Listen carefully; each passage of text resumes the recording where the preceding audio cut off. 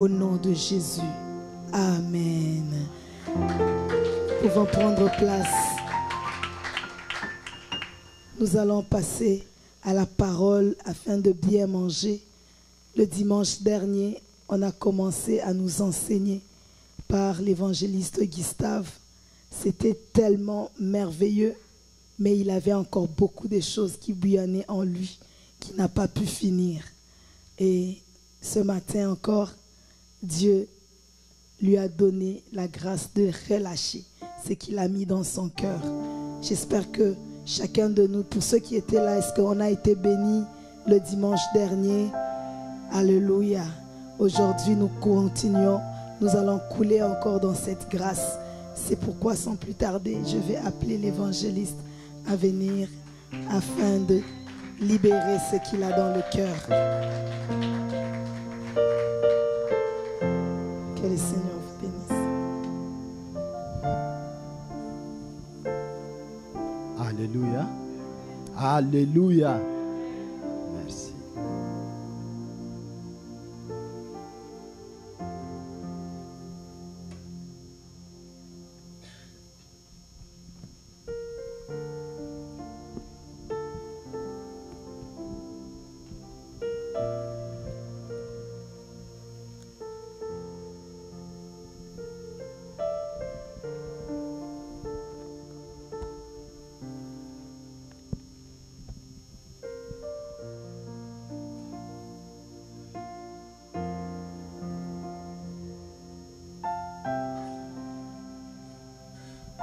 Je rends grâce à Dieu encore pour ce moment qu'il m'a permis d'être là devant vous ce matin. Je dis merci pour son amour, sa bonté et sa fidélité dans ma vie. Je dis merci aussi à notre Père, le pasteur Thierry, qui n'est pas là, qui a mis confiance à nous et il nous a laissé encore la chair aujourd'hui. Merci à vous aussi. Vous êtes là, vous avez accepté encore aujourd'hui d'être avec nous. Nous vous disons merci. Je vais prier et nous allons commencer encore notre parole. Père, dans le nom puissant de Jésus, je te dis encore merci. Tu es bon, tu es grand, tu es glorieux. Il t'a plu, Seigneur, qu'aujourd'hui encore je me tiens devant ton peuple pour parler sur ce thème de se donner tout entier à toi. Père, nous voulons nous donner, mais pas seulement pour nous donner, mais savoir aussi comment nous donner. Savoir aussi, tant de Père qui est aux cieux, qu'est-ce qu'on peut faire pour toi, en tant que ce qui t'appartient. Père, ce matin, je prie, tant de Père qui est aux cieux, que cette pensée que tu as mise à moi, aide-moi, tant de Père. Je m'abandonne à toi, afin que cette pensée soit relâchée au milieu de ton peuple et que chacun qui va la recevoir, Seigneur, qui produise tant de Père qui est aussi cette capacité de se donner tout entier en toi. Merci Père d'amour. Je me laisse conduire par ton esprit. C'est dans le nom de Jésus que je prie ainsi. Amen. Alléluia. Et comme le pasteur Nathalie a dit, aujourd'hui encore, j'ai le privilège de me tenir devant vous et parler encore sur ce thème. Excusez la chorale. Et nous allons débuter encore notre parole. La fois passée, nous avons commencé à parler sur les conséquences de vivre une vie chrétienne non consacrée. Et nous allons lire nos versets qui vont nous introduire dans ce message. Nous sommes dans Deutéronome chapitre 18, verset 13, qui est notre verset de base. Il dit, « Tu seras entièrement à l'Éternel ton Dieu. » Et Actes chapitre 17, verset 28, « Car en lui, nous avons la vie, le mouvement et l'être. » C'est ce qu'ont dit aussi quelques-uns de vos poètes. « De lui, nous sommes la race. » Nous allons aussi lire 1 Samuel, que j'ai ajouté aujourd'hui, chapitre 2, qui va nous introduire dans ce que je vais parler aujourd'hui. 1 Samuel chapitre 2, verset 12 à 17, et puis nous allons sauter, nous allons lire verset 22 jusqu'à 25.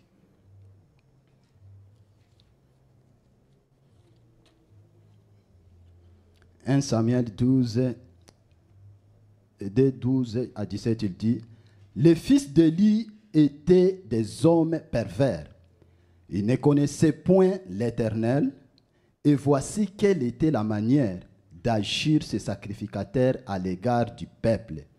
Lorsque quelqu'un offrait un sacrifice, les serviteurs du sacrificateur arrivaient au moment où l'on faisait cuire la chair, tenant la main une fourchette à 3 dents, ils piquaient dans la chaudière, dans le chaudron, dans la marmite ou dans le pot, et tout ce que les fourchettes amenaient, les sacrificateurs le prenaient pour lui.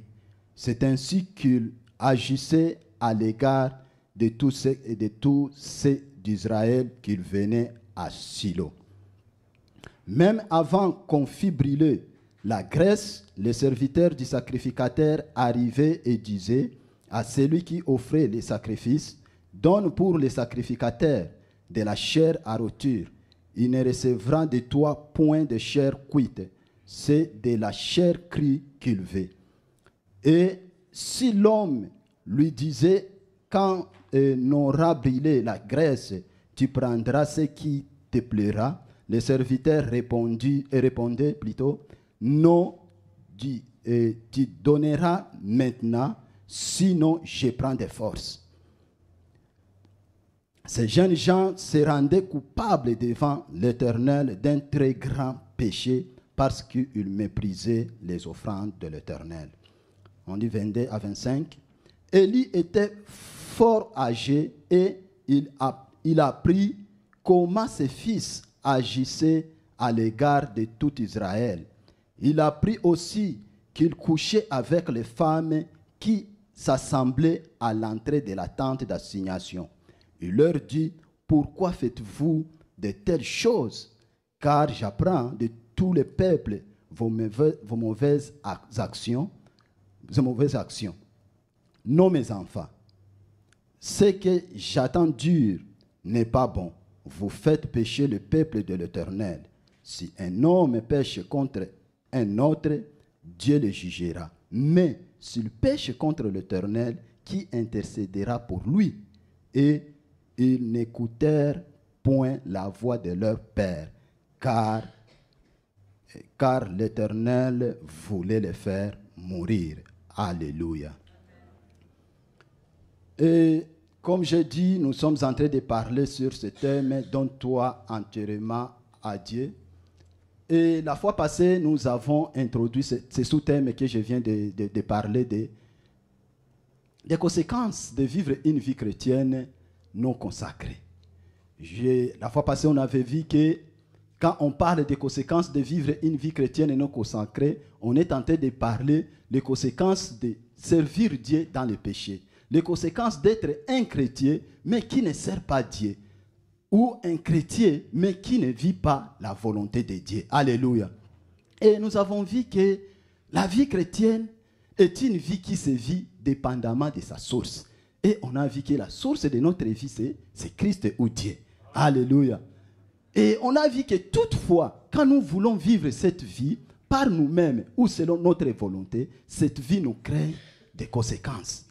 Voilà pourquoi dans la Bible même, on nous montre l'exemple d'Israël. Chaque fois qu'Israël voulait vivre selon eux-mêmes, chaque fois quand les enfants d'Israël ne voulaient pas servir Dieu, ils voulaient mener une vie comme les autres nations, Dieu permettait que les autres nations viennent les envahir.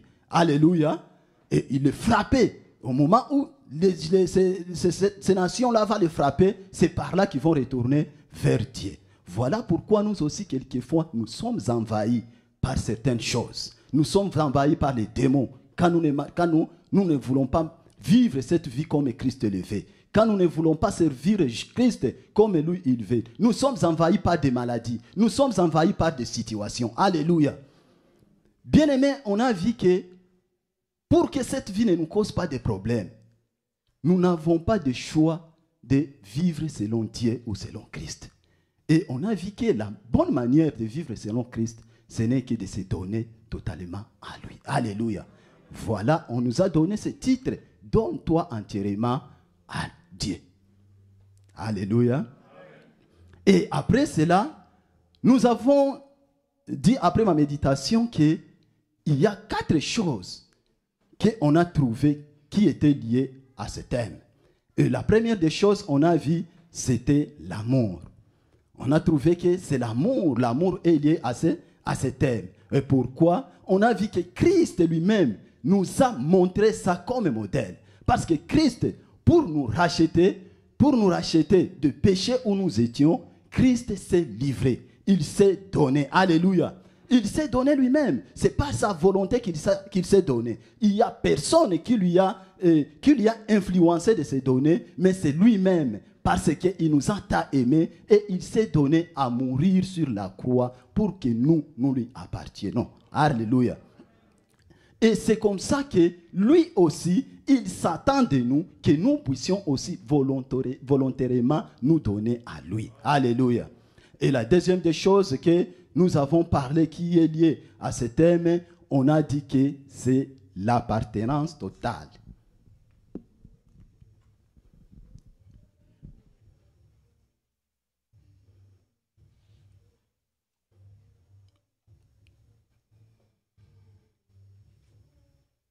On a dit que c'est l'appartenance totale. Nous avons vu que quand nous acceptons Jésus comme Seigneur et Sauveur de notre vie, nous ne l'acceptons pas seulement comme Seigneur ou Sauveur de notre vie, mais nous l'acceptons aussi comme époux plutôt. Alléluia. Et en tant qu'époux, la Bible nous dit qu'un époux, la femme n'a pas l'autorité sur son corps, mais c'est l'homme. De même manière que la femme n'a pas l'autorité sur son corps, nous aussi, nous n'avons plus l'autorité sur notre vie, mais c'est Christ. Et si nous comprenons cette vérité, nous n'avons pas des choses à s'opposer, à se donner totalement ou à faire la volonté de Christ. Alléluia. Nous sommes censés de faire la volonté de Christ parce que nous lui appartenons. Il nous a rachetés. La Bible nous dit qu'il s'est livré. C'est par son sang qu'il nous a rachetés en fait d'être sa propriété. Nous sommes sa propriété. Mais si tu es la propriété de quelqu'un et refuser de faire ce que ton boss te dit de faire, ça veut dire qu'il y a la rébellion. Et ce sont ses conséquences. Nous allons les voir. Et la troisième des choses qu'on a vu qui est liée à ce thème, on a vu que c'est l'attachement. On a dit que personne ne peut se donner à quelque chose ou à faire quelque chose ou se donner à quelqu'un s'il ne s'attache pas à cette chose-là. Nous savons nous tous, si nous aimons travailler, si tu aimes cet emploi-là, tu t'attaches à cet emploi, tu le fais avec tout ton cœur, tu te consacres à cet emploi-là. Alléluia. Et c'est comme ça que Jésus aussi s'attend. Si nous disons que nous l'aimons vraiment, si nous disons qu'en tout cas Jésus tu nous as aimés, nous aussi nous t'aimons, nous allons s'attacher à lui. Nous allons s'attacher à ce qu'il fait. Et d'ailleurs, lui comme modèle, il nous a montré encore.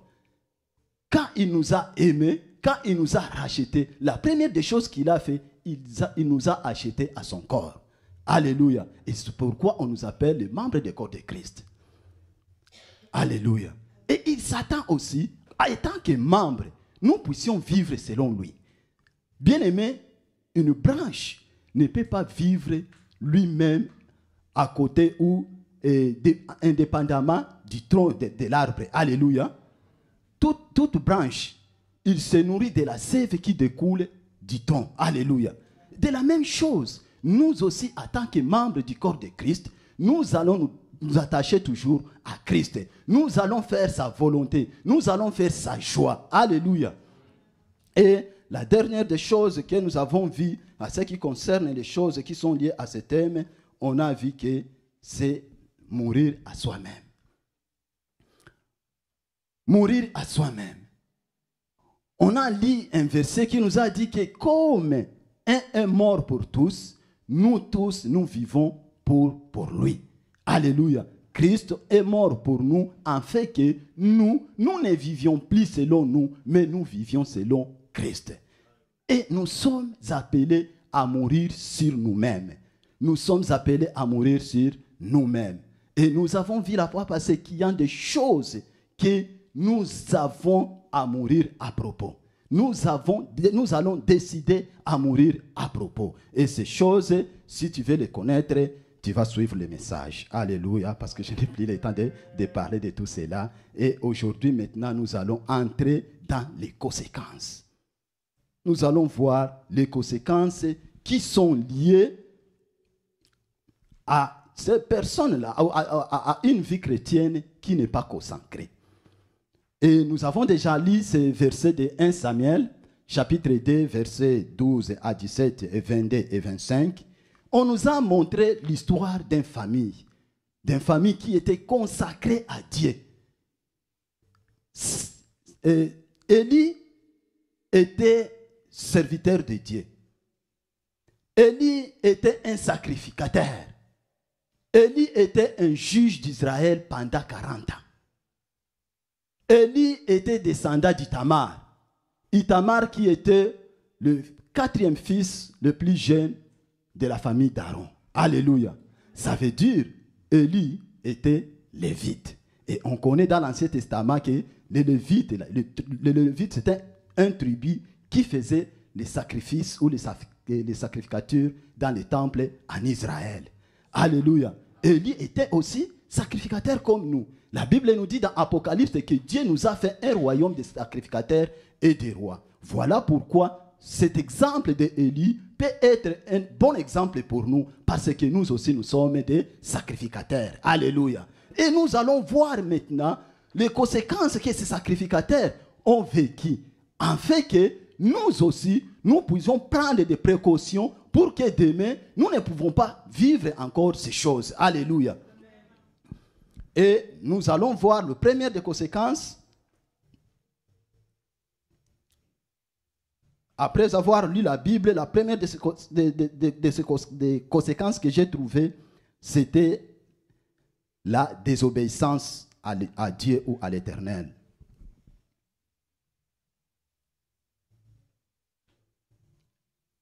Bien-aimé, vivre une vie non consacrée, ça démontre une désobéissance à Dieu.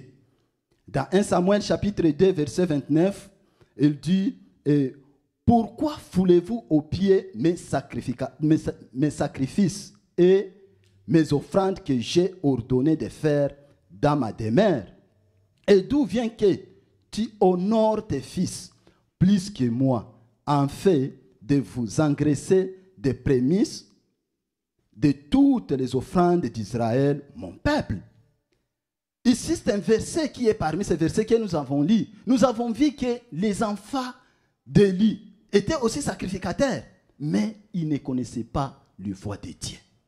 Ils agissaient selon la chair. Ils agissaient selon leurs pensées. Il arrivait même au moment de faire les sacrificateurs, il prend la fourchette. Quand il prend la fourchette qui était à 3 dents, il va introduire dans les chaudières, et dans les chordons, ou dans les marmites, ou dans les pots, et tout ce que cette fourchette-là amenait, et il prenait ça pour eux. Or, selon la loi, ou selon l'ordre ou le droit que Dieu avait donné aux sacrificateurs, les sacrificateurs devaient manger l'épaule. Les sacrificateurs devaient manger le poitrine. Les sacrificateurs devaient manger aussi les offrandes d'action de grâce. Mais ils se sont permis à commencer à demander, même si l'offrande n'est pas encore brûlée, il va exiger la personne qui est partie offrir à Dieu de lui donner d'abord. Avant qu'on monte cette offrande devant Dieu. Et ça relevait une désobéissance devant Dieu. Et Dieu était indigne d'Élie et sa famille. Alléluia. Dieu était indigne. Et c'est pourquoi nous allons voir d'autres conséquences qui se sont suivies. C'est à cause de ça. Dieu s'est trouvé que Élie, en tant que sacrificateur, au moment juge pendant 40 ans. Mais tout ça, c'est ses enfants qui font ça. Ça veut dire, Élie n'a pas éduqué ses enfants. Il les a amenés dans les sacerdoces, sans même les éduquer. Ça même les montrait le voie de Dieu. Et c'est pour ça qu'ils ont commencé à agir mal. Il est arrivé même à commencer à coucher avec les femmes dans les temples. Ce qui est très mauvais. Voilà pourquoi le Père, quand il a appris ça, il va le dire, ce que vous faites, c'est tellement mauvais. Vous faites même pécher le peuple de Dieu. Vous pouvez pécher contre vous-même ou contre les hommes, mais si vous péchez contre Dieu, qui va intercéder pour vous? Avec l'homme, oui, on peut intercéder et Dieu va vous pardonner. Mais avec Dieu, qui va intercéder? Élie lui-même, il a vu qu'il était incapable, il ne pouvait pas se tenir devant Dieu pour intercéder pour ses enfants. Mais il a oublié que c'est lui qui avait la responsabilité d'éduquer ses enfants avant de les mettre dans la sacerdoce. Et c'est comme ça que nous aussi, nous pouvons nous retrouver. Nous sommes en train de servir Dieu. Nous sommes en train d'être les enfants de Dieu. Mais nous faisons des choses qui offensent Dieu. Des choses qui ne plaisent pas Dieu. Des choses qui sont à la compte de la parole de Dieu. Alléluia. Mais Dieu ne veut pas cela. C'est pourquoi il nous amène dans cette ère.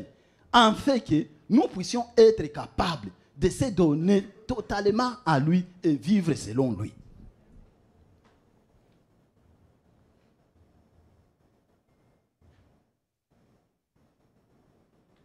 Dans Éphésiens chapitre 10, verset 10, chapitre 2 plutôt, verset 10, il dit, « Car nous sommes son ouvrage, ayant été créés en Jésus-Christ pour de bonnes œuvres que Dieu a préparées d'avance en fait que nous les pratiquions. » Bien-aimés, si nous sommes chrétiens parce que Dieu nous a sauvés, mais il ne nous a pas sauvés seulement pour que nous soyons sur la terre, remplir la terre comme la Bible le dit, dominer sur les animaux, sur des quoi. Mais il y a aussi des choses que Dieu a préparées pour que nous puissions les pratiquer. Ce n'est pas les pécheurs qui vont les pratiquer, mais c'est nous qui sommes sauvés, c'est nous les chrétiens qui vont les pratiquer. Alléluia.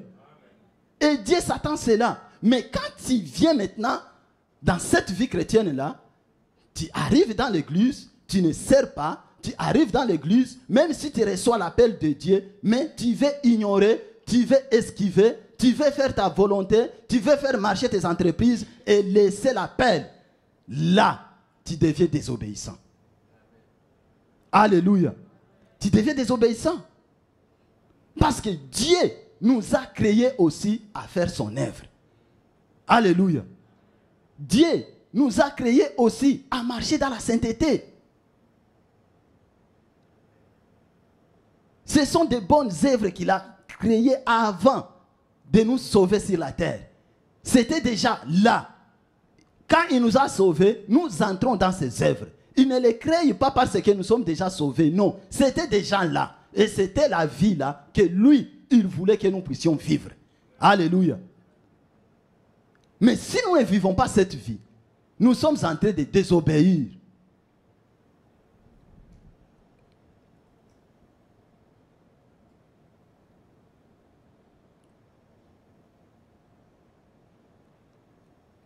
Et dans Tite plutôt, chapitre 2, verset 14, je vais lire dans la version Semère, il dit, « Il s'est livré lui-même pour nous, en fait de nous livrer de toute désobéissance et de faire de nous, en nous purifiant, ainsi un peuple qui lui appartienne et qui mette toute son ardeur à accomplir des œuvres bonnes plutôt. » Alléluia. Ça, c'est la version du Semère.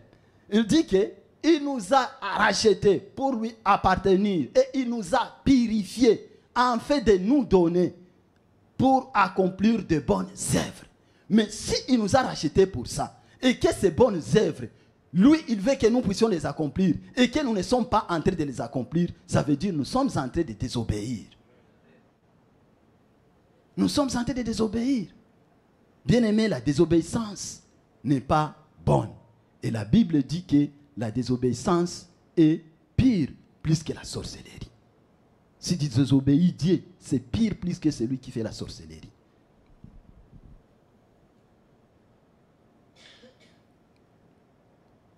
Bien aimé, la désobéissance ouvre l'accès au diable. Il donne accès au diable.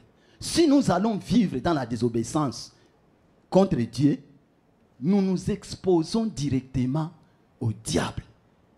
Et ce qui est pire maintenant, c'est nous retrouver dans le main du diable. Parce que le diable n'a pas pitié de nous, bien-aimés. Le diable n'a pas pitié de nous. Lui, il est venu, ce n'est que pour égorger. Il est venu, ce n'est que pour détruire. Il est venu, ce n'est que pour voler. Et quand nous nous laissons à lui, quand nous donnons l'accès à notre vie, lui, ce qu'il fait, il vient, ce n'est que pour détruire. Il n'a pas pitié. Il vient pour détruire, il vient pour égorger, il vient pour voler. Ce qu'on t'a donné, il les vole. Voilà pourquoi nous nous retrouvons avec des dons volés. Des dons qui ne fonctionnent plus. Parce que le diable a déjà volé ça.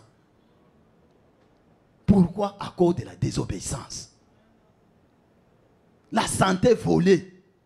Des maladies qui gangrènent nos corps. Parce qu'on a donné l'accès au diable. Et le diable a commencé à détruire. Le diable a commencé à voler. Le diable a commencé à tuer.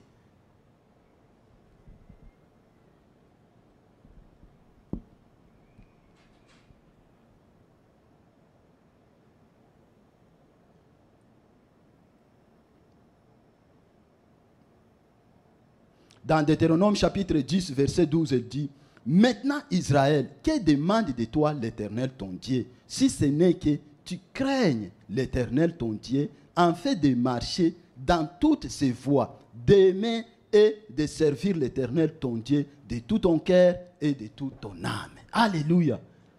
Israël, après avoir fait des choses mauvaises, après avoir se détourné de Dieu, Moïse va s'élever et dire: Israël, toi Israël, peuple choisi parmi tous les autres peuples, qu'est-ce que Dieu te demande?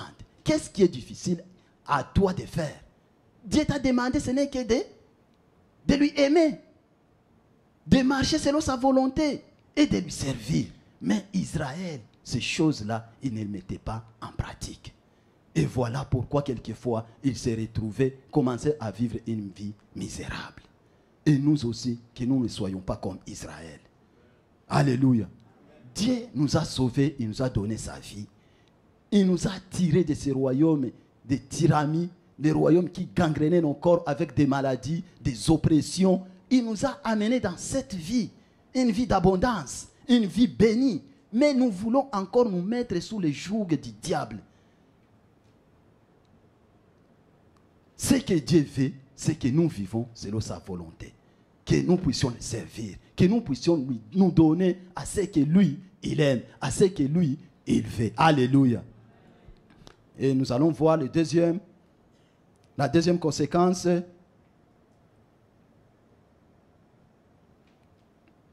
La deuxième conséquence, c'est la manque d'entrée dans sa destinée. La manque d'entrée dans sa destinée. 1 Samuel 2, chapitre 28 à 30, il dit: je l'ai choisi parmi toutes les tribus d'Israël pour être à mon service dans les sacerdoces, pour monter à mon autel, pour brûler le parfum, pour porter les podes devant moi, et j'ai donné à la maison de ton père tous les sacrifices consommés par les feux et offerts par les enfants d'Israël. Pourquoi foulez-vous aux pieds mes sacrifices et mes offrandes que j'ai ordonné de me faire dans ma demeure? Et d'où vient que tu honores tes fils plus que moi, en fait de vous engraisser des prémices de toutes les offrandes d'Israël, mon peuple? C'est pourquoi, voici ce que dit l'Éternel, le Dieu d'Israël: j'avais déclaré que ta maison et la maison de ton père marcheraient devant moi à perpétuité. Et maintenant, dit l'Éternel, loin de moi, car j'honore celui qui m'honore, mais ceux qui me méprisent seront méprisés. Alléluia. Seront méprisés. Ici, ce verset, on voit directement qu'il y a déjà une destinée qui a été destinée à cette famille-là. La famille d'Élie ou la famille de Lévite était destinée à faire les sacrifices dans les temples. Mais à cause de lui, vous allez voir qu'à partir d'Aaron, cette famille a commencé à servir Dieu. Mais à partir d'Élie, Élie vient interrompre ces lignées-là. Il vient interrompre la destinée de ces lignées. Élie a interrompu avec ses enfants. Ça veut dire que après Élie et ses enfants, il y a pris des sacrificateurs. Parce que Dieu a dit que, parce que vous avez foulé à mon ordre, vous avez foulé à mes sacrifices, vous avez foulé à mes prémices, vous avez foulé aux offrandes que les enfants d'Israël me donnaient, maintenant il n'y aura plus de sacerdoce dans votre lignée. Il n'y aura plus. Voilà une famille qui avait une bonne destinée. Les autres pouvaient travailler fort, dur, mais ils devaient être seulement dans les temples, servir Dieu, et ils trouvent tout ce qu'ils ont besoin. Mais à partir de ce moment, Dieu est fâché, il dit, tu m'as désobéi, Élie, avec tes enfants. Maintenant, le sacerdoce est révoqué. Alléluia. Le sacerdoce est révoqué. Et vous allez voir, il y a des sentences que Dieu a prononcées à cette famille-là. Et ce qui va nous amener dans une autre conséquence.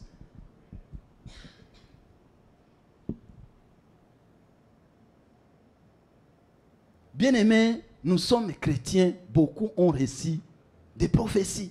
Beaucoup ont reçu des appels.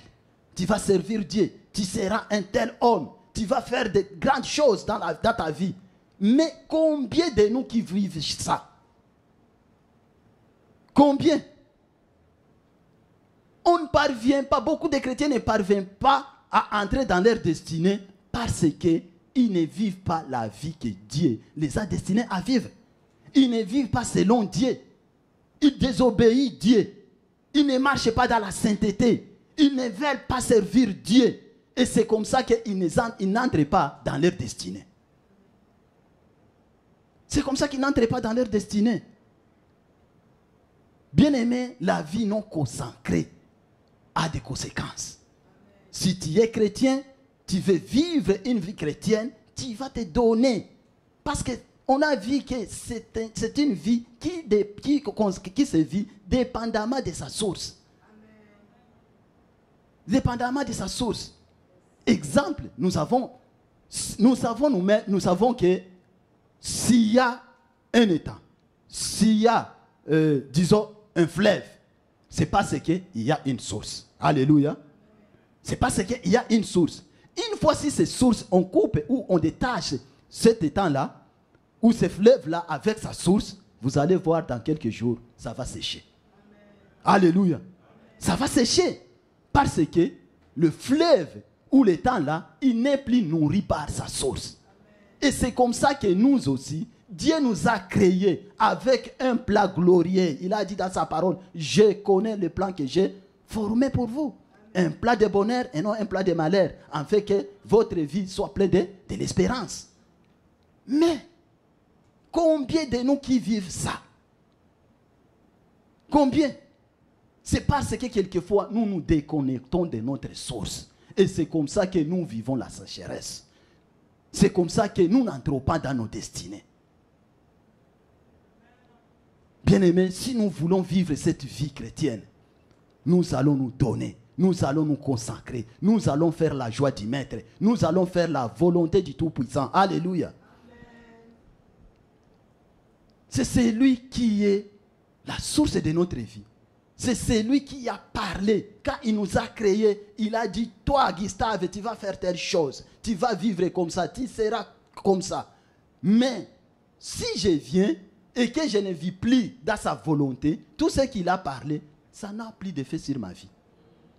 Ça n'a plus d'effet sur ma vie. Parce que je me suis déconnecté de la source.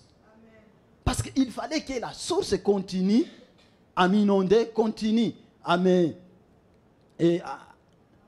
m'alimenter, c'est ça. Continue à m'alimenter pour que je parvienne à vivre ce que lui, il a dit.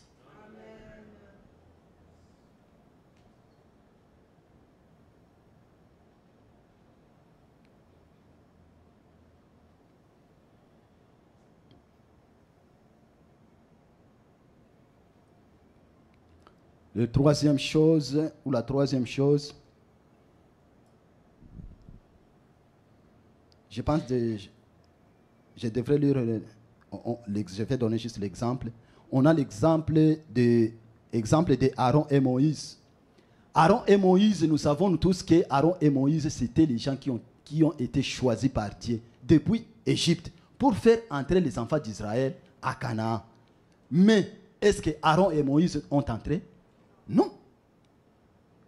Ils ne sont pas entrés. Pourquoi? C'est parce qu'il est arrivé un moment dans leur marche. Ils ont désobéi à Dieu. Moïse a manifesté sa colère quand Dieu lui a dit de frapper sur les rochers où les enfants d'Israël devraient trouver l'eau pour boire. Mais Moïse, avec sa colère, il est parti et il a frappé 2 fois. Au moment où Dieu s'attendait qu'il frappe une seule fois. Et à partir de là, Dieu aussi, sa colère est montée. Et il a dit, Moïse, tu m'as désobéi devant ce peuple. Et maintenant, toi et Aaron, vous n'entrerez plus. Vous allez voir juste. Et c'est comme ça que nous passons à côté de notre destinée. On les voit, mais on n'entre pas. On a attendu, mais on n'entre pas. On voit les autres manifester, agir, mais nous, rien qui se passe. Parce qu'on a désobéi à Dieu. Parce qu'on n'a pas fait la volonté de Dieu. Parce qu'on n'a pas vu la vie que Dieu voulait que nous puissions vivre. On n'a pas fait la chose que Dieu voulait que nous puissions faire. Alléluia.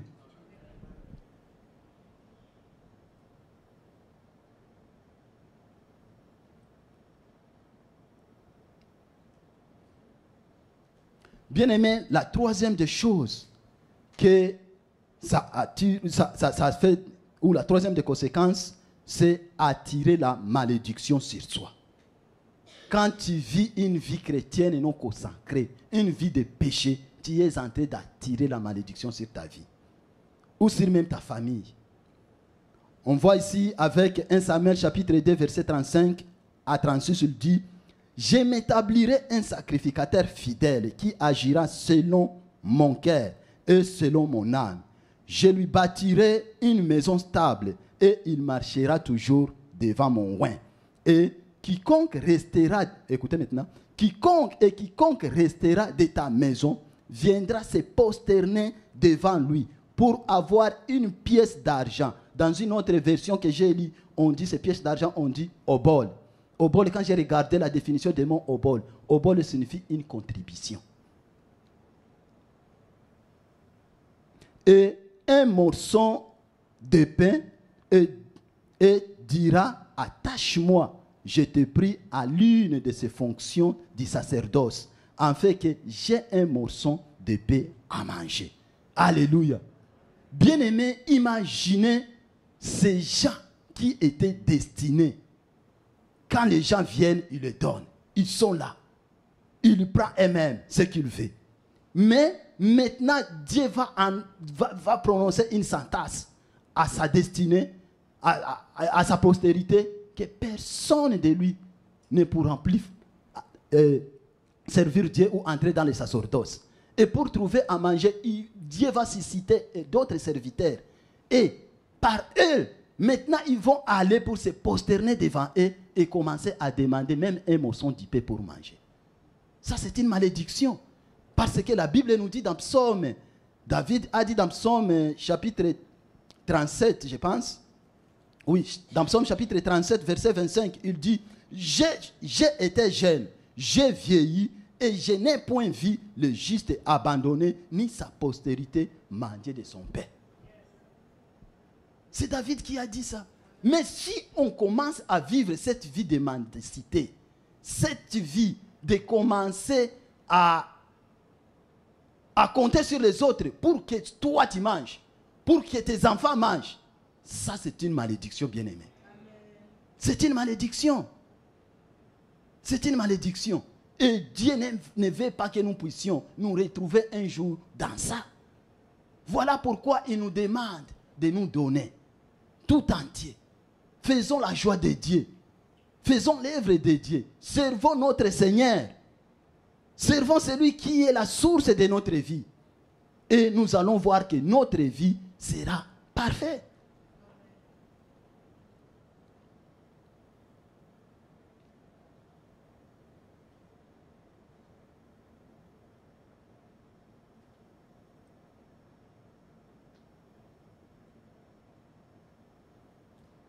Je suis rapide, je pense avec le temps, c'est bon.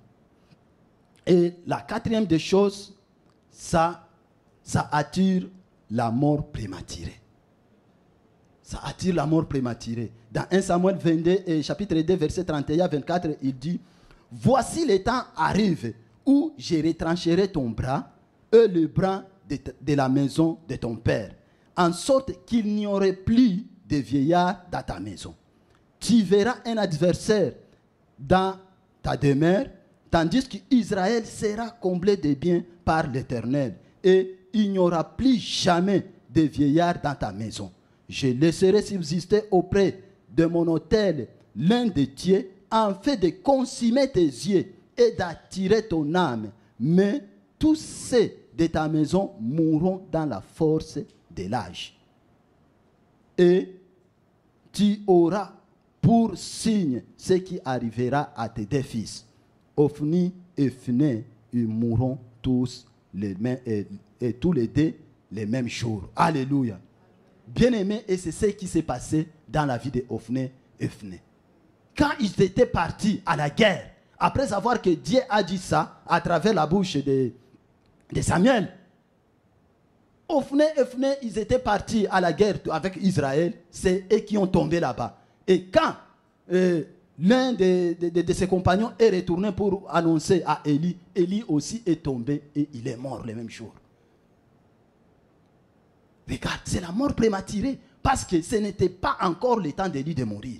Mais à cause de cette information, malgré qu'il était déjà âgé, ça lui a amené à mourir rapidement.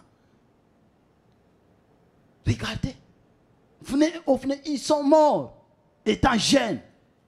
Ils n'ont pas vaincu même l'âge que son père a vécu. Ils étaient morts prématurément. Et c'est comme ça que nous nous retrouvons, les chrétiens qui meurent prématurément. Les serviteurs de Dieu qui meurent prématurément. On se demande, mais il servait Dieu, comment Dieu peut l'amener tout de suite là? Ce n'était pas encore l'état. Il est mort. On ne sait pas c'est quoi. C'est ça le problème. On voit les autres passer, mais on ne sait pas c'est quoi. Mais c'est Dieu qui connaît. C'est Dieu qui connaît. Bien-aimés, quand nous ne marchons pas selon la volonté de Dieu, quand nous ne faisons pas l'œuvre de Dieu qu'il nous a demandé à faire, Dieu enlève sa main de protection sur nos vies. Alléluia. Et c'est comme ça que lui qui est le tueur, il vient et il frappe. Et quand il frappe, c'est la mort. Parce que c'est ça son objectif. Parce que c'est ça ce que lui, il connaît. C'est de tuer. Et ce qui nous protège, c'est Dieu. Mais quand nous ne faisons plus la joie de Dieu, quand nous ne faisons plus la volonté de Dieu, mais nous avons tombé dans ça. Voilà pourquoi nous n'avons pas de choix de nous donner tout entier à lui. Alléluia. Nous n'avons pas de choix de nous donner tout entier à lui. Bien-aimés, il y a des conséquences de vivre cette vie chrétienne non consacrée. Vous allez voir qu'il y a même des dons qui meurent. Tu as reçu les dons de prophétie, tu as reçu les dons de guérir les gens. Mais à un moment donné, après 1 an, après 2 ans, ces dons ne fonctionnent plus. Pourquoi? Ces dons meurent parce que tu as fait quelque chose qui n'a pas pris la source. Tu t'es déconnecté. Tu as fait quelque chose qui n'a pas plu le maître. Nous avons des ministères qui meurent. Pourquoi? Parce qu'on n'a pas fonctionné notre ministère selon la voie de Dieu. Des églises qui meurent. Des églises même qui ne parviennent pas à accomplir la mission ou la vision que Dieu les a donnée. Pourquoi? Parce que quand les leaders, quand les serviteurs sont en train de mal comporter, là, Dieu n'est pas content. Et la main de Dieu ne peut pas être là-bas. Et voilà que l'ennemi va venir. Il va entrer. Voilà pourquoi nous nous retrouvons avec des divisions dans les églises. Nous nous retrouvons avec des choses, des dégâts qui se passent dans les églises. Pourquoi? Parce que nous ne sommes pas consacrés à Dieu. Nous ne sommes pas en train de marcher selon la voie de Dieu. Nous ne sommes pas en train de servir Dieu comme lui, il le voulait. Bien-aimés, nous sommes appelés à nous consacrer. Je vais conclure rapidement par par 1 Corinthiens chapitre 11, verset 30 et Hébreux. 1 Corinthiens 11, 30, il dit, c'est pour cela qu'il y a parmi vous beaucoup d'infirmes et de malades et qu'un grand nombre sont morts. Bien-aimés, ici on parle de la Sainte Seine. Ce verset, nous le lisons chaque fois à la Sainte Seine. La Sainte Seine, on nous dit que quand nous nous approchons devant la Sainte Seine, en étant digne, en étant dans le péché, bien-aimé, même la Sainte Seine, qui devrait être notre force, qui devrait être notre bénédiction, il commence à nous tuer. Commence à nous tuer. Il commence à engendrer les maladies dans nos corps. La Sainte Seine, que l'autre, quand il est malade, il peut le prendre et trouver la guérison, mais pour toi, ça amène la maladie. Pourquoi? C'est à cause de cette vie de péché. C'est à cause de cette vie de désobéissance. C'est à cause de cette vie de refuser à servir l'Éternel. Alléluia. Dans Hébreux,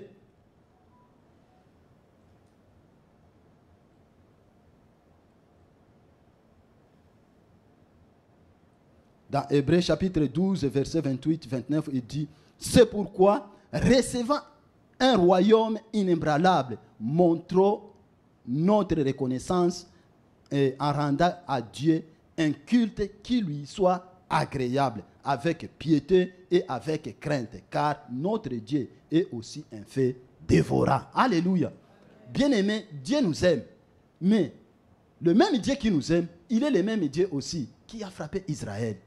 C'est lui qui l'a choisi de le faire quitter de l'Égypte, mais c'est lui-même aussi qui a ouvert la terre et ils ont enfui dedans. Il est un fait dévorant. Quand on ne marche pas selon sa volonté, il lâche. Il lâche. Parce que le péché pour lui, ça sent mal. C'est mal. Devant lui, le péché, c'est mal. Et quand Jésus-Christ était sur la croix, dès que Jésus a accepté de prendre le péché, parce que la parole de Dieu nous dit que Jésus-Christ, il était avec le Père chaque fois. Mais dès que Jésus a accepté de prendre nos péchés, Dieu a lâché. Et Jésus-Christ a commencé à crier. Élie, Élie, lama sabachthani. Mon Père, pourquoi m'abandonnes-tu? C'est parce que Jésus-Christ a accepté de prendre le péché du monde. Mais quand Jésus a pris le péché, Dieu a lâché. Il a dit non, moi dans cette affaire, je ne suis plus dedans. Et c'est comme ça que quand nous commençons à vivre une vie chrétienne sans nous consacrer dans les péchés, dans les désordres, dans les désobéissances, Dieu dit dans cette affaire, je ne suis plus dedans. C'est le diable maintenant qui entre dedans. Alléluia, que Dieu vous bénisse.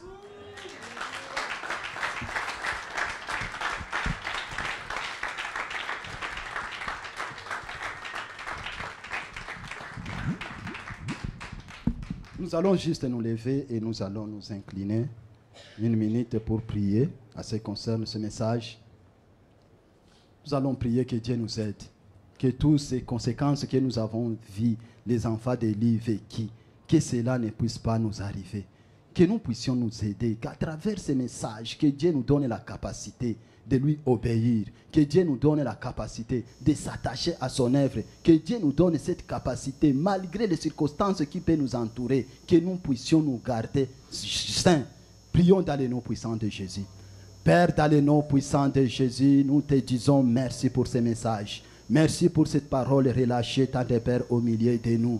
Oh Seigneur, ce matin, tant de Père, nous te prions. Nous voulons, oh Seigneur, que tu nous aides. Ta parole déclare, tant de Père qui est au ciel, que l'esprit est disposé, mais le corps, tant de Père, est faible. Père, nous voulons, Papa, que tu puisses nous aider, que tu nous fortifies, tant de Père qui est au ciel. Aide-nous à marcher selon ta volonté. Aide-nous, tant de Père qui est au ciel, à marcher dans l'obéissance. Aide-nous, tant de Père, à nous attacher à toi, à nous attacher à ton œuvre, à faire ta joie, tant de Père qui est au ciel. Nous te prions dans le nom puissant de Jésus. Fais-nous grâce, Père. Fais-nous grâce, tant de Père qui est au ciel. Oh Seigneur, nous nous donnons.